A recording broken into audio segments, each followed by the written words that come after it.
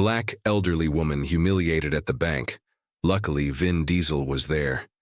The midday sun poured through the glass walls of the downtown Los Angeles bank, its light bouncing off polished floors and steel counters. The air was cold, sterile, almost too clean. People stood in silent rows, faces buried in phones, waiting for their number to appear on the glowing screen above the tellers. At the far end of the line stood Mrs. Loretta James, an elderly black woman in her late 70s. Her hands trembled slightly as she clutched an old brown leather purse. Her hat, faded at the brim, sat delicately on silver curls. Loretta had been standing there for over 30 minutes and her back ached. Still, she waited patiently. She'd always believed that patience was a kind of quiet strength. Inside her purse was a wrinkled check for $482.17, her monthly pension. It wasn't much, but it was enough to keep her small apartment lit, her fridge stocked and her heart hopeful. As she shuffled forward, her turn finally approaching, Loretta whispered to herself, "Almost there, baby. Just stay calm." But calm would soon become a fragile thing, a disrespect. She didn't deserve when her number flashed on the screen, B134. Loretta smiled faintly and stepped up to the counter. The teller, a young woman in her 20s named Megan, barely looked up from her monitor. "Yes?" she said, tone clipped. Loretta placed her check carefully on the counter. "I'd like to deposit this, dear." "Into my account." Megan's eyes flicked to the check. She frowned. "This check is handwritten, and it looks smudged. Did you write this yourself?" Loretta blinked, confused. "Oh no, sweetheart. That's from the city office. I've been getting them like that for years." The teller's lips pressed tight. "We can't just take any check. Do you even have an account here?" Loretta's heart dropped a little. "Yes, ma'am. For 30 years. Megan sighed dramatically, her voice rising. "Ma'am, you'll need to step aside. I have other customers." A few people in line turned to look. Whispers started. Loretta's cheeks burned. Her eyes glistened as she tried to find her words. I'm sorry. I didn't mean—" "Please step aside," the teller said sharply, her voice slicing through the room. The humiliation was loud. It wasn't just about the check. It was about the way she said "ma'am," like it meant nuisance. Loretta froze, unsure what to do. Her hands trembled as she reached for the check. The man in the hoodie. From a few lines away, a man wearing a dark hoodie and sunglasses had been watching. He had come in quietly, not wanting attention. But now, his jaw clenched. Vin Diesel had been running errands all morning. He wasn't there as the movie star, or the action hero, or even the producer. He was there as a man, one who'd grown up watching his mother get treated the same way for being too different, or not worth the time.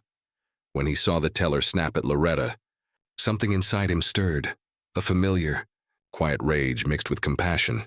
He stepped out of line, a voice that changed the room. "Excuse me," Vin said, his deep voice cutting through the silence. Everyone turned. The teller blinked up at him, confused for a second before recognition hit her. Her posture stiffened. "Oh my God, you're—" He raised a hand gently. "Doesn't matter who I am. What matters is what's happening right now." Loretta turned slowly. When she saw him, her mouth fell open slightly. She recognized the face, but more than that, she recognized the kindness in his eyes. "She's been standing here patiently," Vin continued, his voice calm but firm. "You don't talk to people like that." "Not ever," Megan stammered. I wasn't—" He leaned forward, resting his hands on the counter. "You were, and everyone here heard it. Respect isn't optional. It's the least we owe each other." The room fell silent. Vin gently turned to Loretta. "Ma'am, may I?" he asked softly, motioning to her check. She hesitated, then nodded, tears in her eyes. He took the check and looked at the teller. "Run it through. I'll vouch for it. If there's a problem, you can take it out of my account." Megan's face went pale. "Sir, that's not—" "Do it," he said simply. There was no anger in his tone, just authority born from decency. The teller swallowed hard and processed the deposit. The printer whirred. The screen beeped.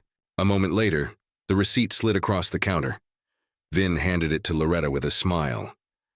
"All taken care of, ma'am." A moment of grace. Loretta took the slip of paper as if it were gold. Her lips trembled. "Thank you, baby." "You didn't have to do that," Vin smiled gently. "Maybe not, but we all have to be there for each other, right? That's what makes us human. Tears welled up in Loretta's eyes. My husband used to say that. We all we got. He passed 10 years ago. Vin placed a hand on her shoulder. Sounds like he was a good man. He was, she whispered. And you remind me of him. The people in line were no longer whispering or rolling their eyes. They were watching, silent, humbled. One woman near the door began to clap softly. Then another. Then the whole room joined in, not because of the celebrity before them, but because they had just witnessed something real. Dignity restored. After the bank as they stepped outside, the sunlight hit Loretta's face and she sighed deeply, as if letting go of years of quiet pain. Can I walk you to your car? Vin asked. I took the bus, she said, smiling faintly. Cheaper, and I like looking out the window. Vin chuckled. Then I'll walk you to the stop.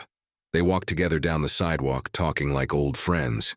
She told him about her late husband, about raising 2 sons in the South, about how she used to work as a school librarian. He listened intently, genuinely. Not once did he check his phone.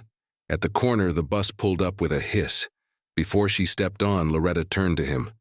You know, baby, people like you remind me the world still has light. Vin smiled. It does. And sometimes it just needs someone brave enough to keep it shining. She laughed softly, her eyes sparkling again. You tell your mama she raised a good one. He nodded. Yes, ma'am. I will. As the bus doors closed, she waved through the glass. Vin waved back. The bus rumbled away, disappearing into the glare of afternoon sun. Later that evening, that night a video began circulating online, recorded quietly by a bystander inside the bank. It showed the moment Vin stepped up for Loretta, his words echoing across the marble floor. Respect isn't optional. It's the least we owe each other. By midnight, it had over 2 million views. People were tagging it with hashtags like, "Your kindness still exists and be the light." But Vin didn't post about it. He didn't mention it in interviews. For him, it wasn't about going viral. It was about doing what was right, even when no one was supposed to be watching. A week later, Loretta received a letter in her mailbox. It was handwritten in neat block letters. Inside was a note and a check for $10,000. For all the years you were kind, patient, and strong, when the world wasn't kind back. You deserve peace, always, Vin, she gasped. Her hands shook. But more than the money, it was the note that made her cry. Because someone had seen her. Not as a problem, not as a burden, but as a person. That night, she placed the note beside a framed photo of her late husband. See, Harold? She whispered. There are still good men out there. The heart of the story. A few months later, the bank quietly updated its policies. Staff were retrained on customer respect and inclusion. Megan, the young teller, requested to meet Loretta personally. She apologized in tears. I was stressed, but that's no excuse, she said, voice trembling. You taught me something that day. Loretta smiled kindly. Baby, we all learn sometime. Just make sure you pass that kindness forward. And she did. Megan began volunteering weekends at a senior center nearby, helping elderly residents with their banking needs, reading fine print, explaining forms, making sure no one felt small again. Full circle almost a year later. At a small community fundraiser for seniors, Vin Diesel showed up quietly. No cameras, no press. Just him. When Loretta saw him again, she grinned wide. Well, look who the good Lord sent. Vin hugged her warmly. Couldn't miss seeing my favorite lady. They sat together as children performed on stage, singing Lean on Me. Loretta squeezed his hand. You know, baby, she said softly. That day at the bank, I thought I'd never feel respected again. But you reminded me of something I forgot. What's that? He asked. That the world still got heroes. Not the kind that fly or fight monsters. The kind that just see you. Vin's throat tightened. You were always seen, ma'am. The world just needed to look harder. She smiled through tears. Then keep helping it see. Epilogue. The light we leave behind. When Loretta passed peacefully 2 years later, the community center named a scholarship after her. The Loretta James Kindness Award, funded quietly by Vin Diesel himself. Every year, the award goes to someone who reminds others that compassion still matters. And every year, during the ceremony, her favorite quote is read aloud. Respect isn't optional, it's the least we owe each other. Final message, Sometimes heroes don't come with capes or cameras. Sometimes they come in the quiet act of standing beside someone who's being treated unfairly and saying, simply, that's not right, because kindness, when it's genuine, doesn't need an audience. It just needs a heart willing to care. 5 years later, a different bank, a familiar spirit. The city had changed, but the rhythm of life was the same. Morning crowds still hustled through glass doors and metal detectors. Bank lines still snaked slowly across tiled floors, and people still buried their faces in screens. Too busy to look around. But at one branch near South Crenshaw Boulevard, something small yet special was happening. A teenage girl, no older than 17, stood nervously at the counter. Her name was Naomi, skin the color of polished walnut, eyes bright and uncertain. She clutched a folded piece of paper, a check from her after-school job at a diner. It was her first paycheck ever, but the teller, a new trainee, was frowning. "You need a guardian or an adult to open this account," she said. "You can't just—" Before Naomi could explain, another voice floated from behind the counter. Soft, kind, familiar. "Actually, she can," the voice said. "I'll take it from here." Naomi turned. It was Megan, the same teller who, years ago, had humiliated Loretta James. Now older, humbler, wiser, she smiled warmly at Naomi. "First paycheck?" Naomi nodded, still tense. "Yes, ma'am." "Then let's make this easy." Megan guided her through every step. No rush, no sighs, no judgment. When they finished, Naomi exhaled. "Thank you," she said. "You're the first person today who didn't make me feel dumb." Megan's smile deepened. "A long time ago, someone taught me how important that is." She opened her desk drawer and pulled out a small, laminated card. On it, in neat handwriting, were the words, "Respect isn't optional. It's the least we owe each other." Loretta James. Naomi traced the words gently. Who was she? Megan looked out the window, where sunlight streamed in, making the air shimmer like memory. "She was the reason I learned to slow down and see people," she said softly. "She changed my life, and someone very kind helped me realize it." Naomi tilted her head. "Who helped you?" Megan smiled. "A man named Vin Diesel." Naomi's eyes widened. "The movie guy? No way." Megan chuckled. "Yeah, but what he did that day wasn't a movie moment. It was real. He stood up for her when no one else did. 'Cause of that, I decided to change how I treat everyone who comes to this counter." Naomi looked down at the quote again and whispered, "That's beautiful." "Keep it," Megan said, slipping the laminated card into her hand. "Carry it with you. Remember it whenever life feels unfair. That woman, Mrs. James, she believed kindness could change the world." Naomi blinked, moved. Maybe it already did. The story that wouldn't die that night, Naomi posted about the experience on social media.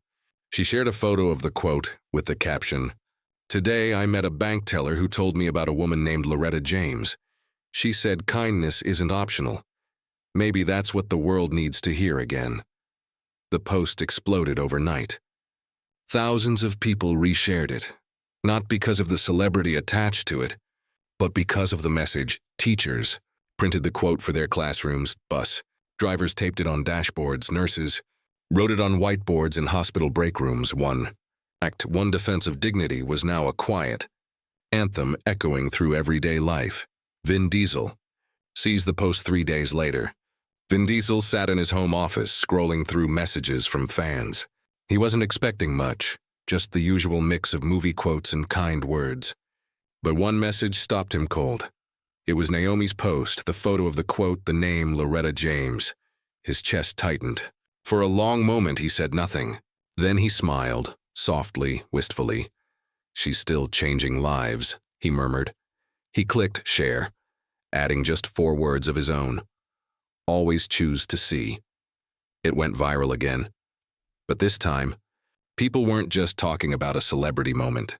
They were talking about what it meant. Community groups launched See Me kindness campaigns. Banks across California began hosting respect training days. And in small towns and big cities alike, people started remembering what humanity felt like. A full circle moment. 6 months later, Naomi stood nervously at a local community center, clutching a piece of paper in her shaking hands. She'd been chosen as the winner of that year's Loretta James Kindness Award, the same scholarship Vin Diesel had quietly funded years before. The audience applauded as she stepped up to the microphone. Cameras flashed, but her eyes searched the front row, where Vin Diesel sat quietly, smiling, dressed in a simple gray shirt. Naomi took a deep breath. "I never met Mrs. Loretta James," she began, "but because of her I learned that kindness isn't just something you do, it's something you become." Her voice cracked slightly. "The world can make you feel invisible sometimes, but all it takes is one person to look at you, really look, and say, 'I see you.' That's what she did. That's what he did." She turned toward Vin. "And that's what I want to keep doing for the rest of my life." Tears shimmered in his eyes. When the applause broke out, it wasn't for fame. It was for legacy. The whisper that never fades after the ceremony, Vin and Naomi stepped outside. The evening sky glowed with hues of amber and violet. Streetlights flickered to life one by one like candles in a dark room. Vin looked at her kindly. "You know Mrs. James would have loved hearing you speak." Naomi smiled through tears. "I hope I made her proud." He placed a hand on her shoulder. "You did. She'd say you're carrying her light now." They stood in silence for a moment. Two souls connected by someone who had long since left the earth but never really gone. Naomi turned to him. "Do you ever think about her?" "Every day," Vin said quietly. "She reminded me that strength isn't in how loud you are. It's in how gently you stand up for what's right." Naomi nodded slowly. "Then I'll keep standing too." A simple act, a lasting flame. Months later, Naomi volunteered at a senior center, not far from where Loretta once lived. One afternoon, she noticed an older man struggling with paperwork. His hands shook, his eyes tired. Without thinking, she pulled up a chair beside him. "Let's do it together," she said softly. He looked at her, surprised. "You don't even know me." Naomi smiled. "Doesn't matter. Respect isn't optional." He blinked, then smiled, tears forming. "My wife used to say that." And just like that, the circle continued. Years later, the candlelight event on the 10th anniversary of Loretta James's passing. A candlelight vigil was held outside the community center that bore her name. Hundreds gathered, students, teachers, bank workers, neighbors. Even strangers who'd only heard the story online came to pay respects. A giant banner hung across the entrance. "One kind act can outlive a lifetime." Vin Diesel stood at the podium. The flickering light reflected in his eyes. 10 years ago, he began, voice steady, "I saw a woman being treated unfairly. I spoke up, not because I was brave, but because silence felt wrong. What I didn't know was that she'd be the one to change me." He paused, looking over the crowd. "Loretta James taught me that humanity isn't a word. It's a daily choice. Every time you choose patience over anger, kindness over ego, compassion over convenience, you become part of her legacy." The crowd listened, silent and reverent. "And the truth is," Vin continued, voice breaking slightly, "heroes aren't born on movie screens. They're born in moments, ordinary moments where love wins over pride." He looked out toward the glowing candles. "Let's keep her flame alive."